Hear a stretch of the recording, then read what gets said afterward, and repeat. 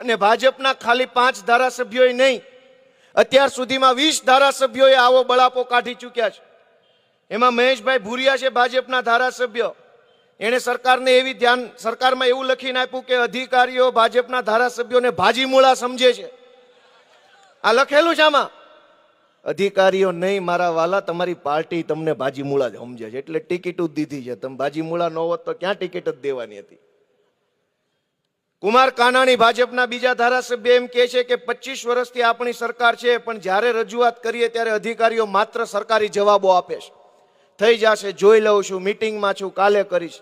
ભાજપના ધારાસભ્ય અરવિંદભાઈ લાડાણી, એણે મુખ્યમંત્રીને પત્ર લખ્યો કે પોલીસ મહિને 70,000નો જુગારમાંથી હપ્તો લે છે, ક્લબ ચલાવે છે, અને હું કહું છું તો મારું કોઈ ઉપજતું નથી। ભાજપના ધારાસભ્ય સંજયભાઈ કોરડિયાએ લખ્યું છે કે કોઈ અધિકારી કામ કરાવવા જઈએ તો રૂપિયા માગે છે।